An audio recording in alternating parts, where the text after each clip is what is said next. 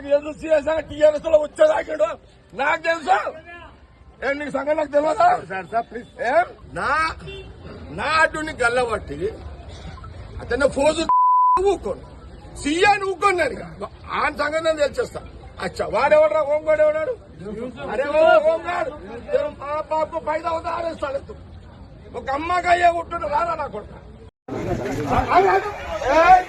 వాడు హీరో కాదు,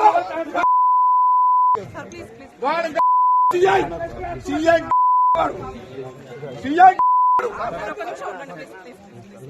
వాడు ఇంకా నువ్వు సినిమా హీరో అనుకుంటున్నావు. పోలీస్ మొబైల్ నేను అపోజిషన్ లో కూడా చెప్పినా నీకు నా క్యాండిడేట్ చేయు గల్లబట్టినంత ధైర్యం ఉందా సీఐకి? వాటి జగ్గారెడ్డి ఎట్లంటారు మీరు కేసులు చేసుకోండి నేను జరగా. ఆహా ఆహా అవి మాటలు కావు, సత్యవాక్కులు, ధర్మసూక్తులు, సుభాషిత రత్నాలు, పబ్లిక్ కు జ్ఞానోదయం కలిగించే నీతి సూత్రాలు. నా కొడుక లం కొడుక పోజులుదే అంటే ఊకోను, వాని సంగతి చెప్తా. అరే సాలేతుం అమ్మ అయ్యకు పుడితే రారా నా కొడుక.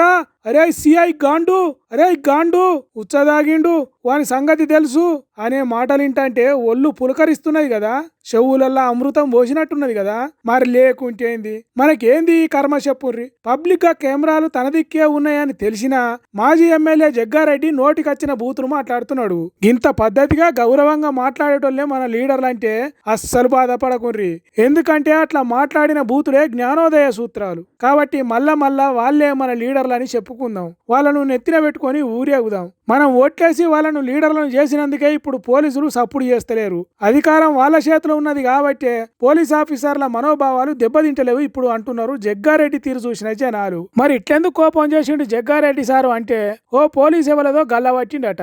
అట్టెట్లా గల్లా పడతావు అన్నట్టు రంగంలోకి దిగిండు జగ్గారెడ్డి సారు. అయితే అసలు ముచ్చట అది కాదు, సంగారెడ్డి ఏరియా మున్సిపల్ ఎన్నికలల్లో కాంగ్రెస్ పార్టీ ఓడిపోబోతున్నది, అందుకే ఇంత కోపం, అందుకే ఇంత ఆక్రోశం అన్నట్టు ఇంకొంతమంది అంటున్నారు. ఎవరు చెప్పేది నిజం, ఎందుకు నిజం అనేది పక్కకు పెడితే పాపం పోలీస్ డిపార్ట్మెంట్ వాళ్ళను పొట్టు తిట్టిండు. అధికార పక్షంలో ఉన్నాడో ప్రతిపక్షంలో ఉన్నాడో తెలియకుండా పోలీసుల మీదకి ఫైటింగ్ పోతున్నాడు. ఏందో ఏమో పోరి జగ్గారెడ్డి సార్ ముచ్చట అని అంటున్నారు ఈ వీడియో చూసిన సంగారెడ్డి జనాలు.